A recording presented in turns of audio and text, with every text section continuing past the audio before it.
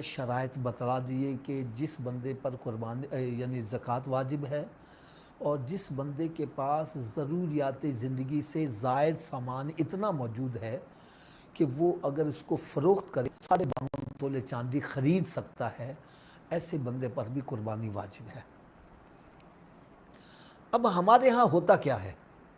ہمارے ہاں ہوتا یہ ہے کہ والد صاحب حیات ہیں، ان پر قربانی واجب ہے، اور میں اپنے فیملی کے ساتھ رہتا ہوں، میرے اوپر بھی قربانی واجب ہے۔ اب ہم کہتے ہیں کہ جناب ابا جی کی طرف سے کی جائے یا اپنی طرف سے کی جائے،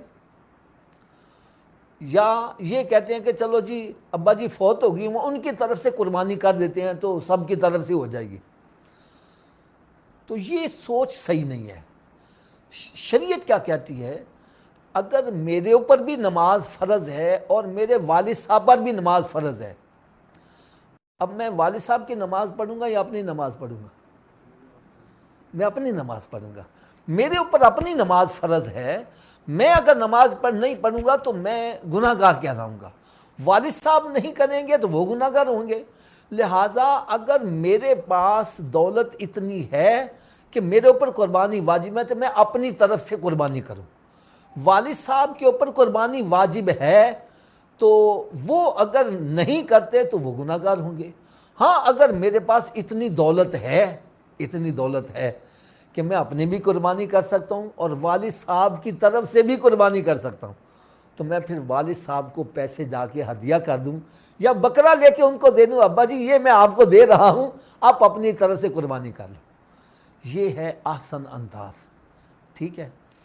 تو یہ سمجھنا کہ میں یعنی 4 بھائی ایک گھر میں رہتے ہیں اور وہ کہتے ہیں چلو یا چاروں پیسے ملا کر ہم ایک بکرا لے آتے ہیں تو سب کی طرف سے ہو جائے گا، تو بھائی کسی کی طرف سے نہیں، بکرے میں صرف ایک ہی حصہ پڑ سکتا ہے، 4 حصے نہیں پڑ سکتے۔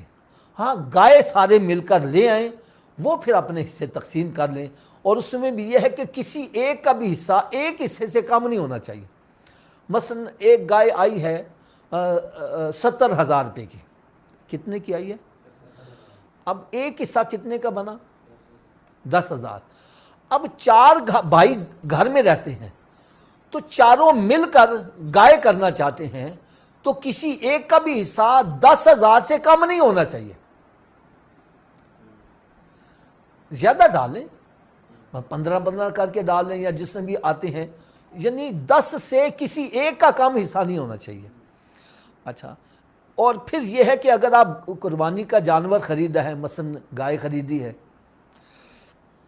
تو اس میں 4 بھائی مل کر رہے ہیں تو چاروں نے ایک ایک حصہ مل لیا، ٹھیک ہے نا؟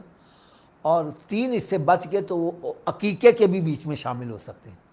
کوئی اپنے بچوں کا عقیقہ کرنا چاہتا ہے تو وہ 3 حصے اس میں اور ملا لے، وہ عقیقے کے ہو جائیں گے، کیونکہ عقیقہ جو ہے اس میں بھی اللہ کی رضا کے لیے کیا جاتا ہے اور قربانی بھی رب کی رضا کے لیے کیا جاتا ہے، اور جو عقیقے کے جانور میں شرائط ہیں وہی قربانی کے جانور میں شرائط ہیں، تو لہٰذا قربانی کے جانور کے اندر عقیقے کا حصہ بھی شامل کیا جا سکتا ہے۔ اچھا، کچھ ایسے بھی افراد ہیں جو کہتے ہیں جناب ہم نے قربانی کرنی ہے، پہلی قربانی ہم نے سرکار دو عالم صلی اللہ علیہ وسلم کے نام کی کرنی ہے، دوسری قربانی ہم یعنی اگلے سال ہم کریں گے اپنے باپ کے نام کی، پھر اس سے اگلے سال ہم اپنے نام کی کریں گے۔ تو یہ بات بھی بڑی ذہن میں رکھ لیجئے گا، جو انتقال کر جاتے ہیں ان کی طرف سے قربانی کرنا مستحب ہے۔ کیا ہے؟ نہ واجب ہے اور نہ ہی ہمارے اوپر فرض ہے، ٹھیک ہے؟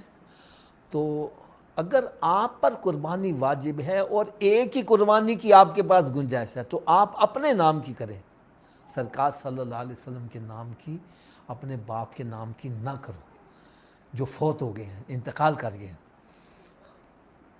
ہاں اگر اللہ تبارک و تعالیٰ توفیق دیتا ہے تو پھر آپ اپنے نام کی بھی قربانی کریں، ایک سرکار صلی اللہ علیہ وسلم کے نام کی کریں، اپنے باپ کی نام کی کریں، اپنی ماں کے نام کی کریں، لیکن اپنا واجب ادا کرو۔ یہ مطلب نہیں ہے کہ میرے اوپر قربانی واجب ہے، میں اپنی طرف سے تو نہیں کر رہا، میں دوسروں کی طرف سے کر رہا ہوں۔ یہ صحیح نہیں ہے۔ سرکار دو عالم نور مجسم صلی اللہ علیہ وسلم نے خود حضرت علی رضی اللہ تعالیٰ عنہ سے ارشاد فرمایا، علی منڈی سے 2 بکرے لاؤ۔ انہوں نے لا کر پیش کر دیا، عرض کیا یا رسول اللہ یہ 2 کاہے کے لیے منگوائے ہیں؟ فرمایا ایک اپنے نام کی قربانی کروں گا اور ایک اپنے امتیوں کے نام کی قربانی کروں گا۔ تو میرے آقا صلی اللہ علیہ وسلم نے ان کی طرف سے، امت کی طرف سے قربانی کی۔ امت میں کون ہیں جو پردہ کر کے، وہ بھی جو موجود ہیں، وہ بھی جو قیامت تک آنے والے، سرکار صلی اللہ علیہ وسلم سب کی طرف سے قربانی کی، ٹھیک ہے۔ اور پھر ارشاد فرمایا میں یہ دیکھوں گا میری امت میں کون ہے جو میرے نام کی بھی قربانی کرے گا۔ تو الحمدللہ جن کو اللہ تعالیٰ توفیق دیتا ہے، آج بھی سرکار صلی اللہ علیہ وسلم کے نام کی قربانی کرتے ہیں۔ لیکن اس کے لیے ضروری یہ ہے کہ جو آپ پر قربانی واجب ہے وہ آپ کریں، اور سرکار صلی اللہ علیہ وسلم کے نام کی بھی کریں۔